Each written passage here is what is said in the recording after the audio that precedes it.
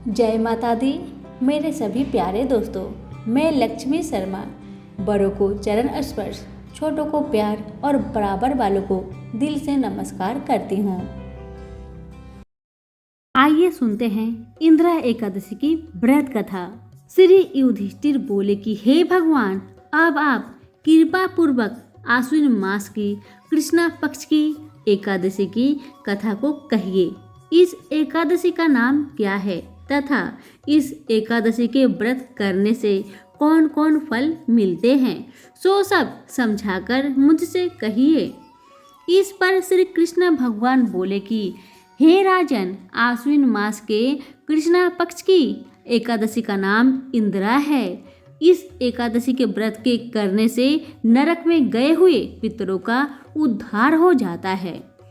हे राजन, इस एकादशी की कथा के सुनने मात्र से ही वाजपेयी यज्ञ का फल मिलता है। प्राचीन सतयुग में महिष्मती नाम की नगरी में इंद्रसेन नाम का एक प्रतापी राजा राज्य करता था। वह पुत्र पौत्र धन धान्य आदि से पूर्ण और सदैव शत्रुओं का नाश करने वाला था। एक समय जबकि राजा अपनी राजसभा में सुख पूर्वक बैठा था, महर्षि नारद आकाश मार्ग से उतरकर वहां आए। नारद जी को देखकर राजा आसन से उठा और अर्घ्य आदि से उनकी पूजा करके आसन दिया। महर्षि नारद बोले कि हे राजन, आपके राज्य में सब कुशल तो है। मैं आपकी धर्म परायणता देखकर अत्यंत प्रसन्न हूँ। तब राजा बोले, हे महर्षि, आपकी कृपा से मेरे राज्य में सब कुशल पूर्वक है तथा आपकी कृपा से मेरे समस्त यज्ञ कर्म आदि सफल हो गए हैं। हे देव, अब आपकी क्या आज्ञा है।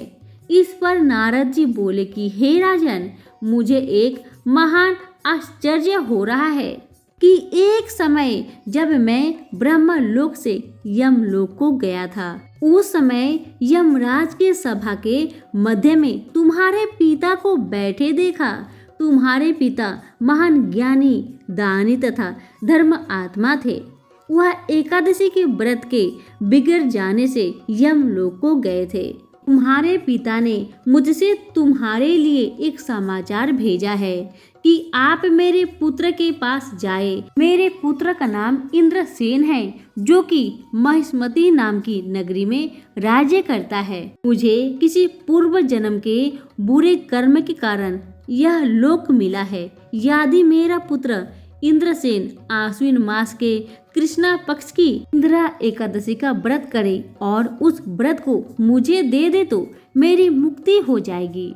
इस लोक से छूटकर स्वर्ग लोक में वास करूंगा। जब राजा ने महर्षि नारद जी से ऐसे पिता के दुख पूर्व वाक्य को सुना तो उसे महान दुख हुआ और इंदिरा एकादशी के व्रत की विधि पूछने लगा कि हे नारद जी, अब आप मुझे इस एकादशी की व्रत की विधि बताए। इस पर नारद जी बोले कि हे राजन, आश्विन मास की कृष्णा पक्ष की दशमी के दिन प्रातःकाल श्रद्धा सहित स्नान करना। इसके पश्चात दोपहर को भी स्नान करना चाहिए। उस समय जल से निकलकर श्रद्धा पूर्वक पितरों का श्राद्ध करे और उस दिन एक समय भोजन करे और रात्रि को पृथ्वी पर शयन करे। इसके दूसरे दिन अर्थात एकादशी के दिन प्रातःकाल दातुन करे और स्नान करे। उसके पश्चात भक्ति पूर्वक व्रत को धारण करे और कहना चाहिए कि मैं आज निराहार रहूंगा और समस्त भोगों को त्याग दूंगा।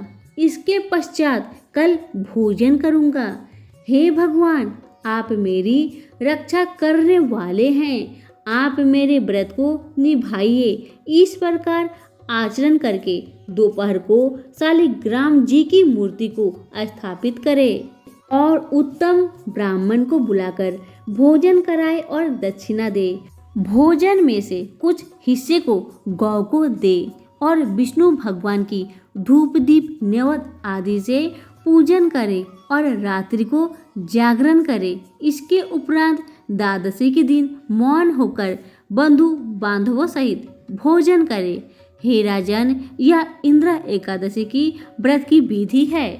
हे राजन, यदि तुम आलस्य रहित होकर इस एकादशी के व्रत को करोगे तो तुम्हारे पिताजी अवश्य ही स्वर्ग में जाएंगे। महर्षि नारद राजा को उस उपदेश देकर अंतर ध्यान हो गए। राजा ने इंद्र एकादशी के आने पर उसका विधि पूर्वक व्रत किया।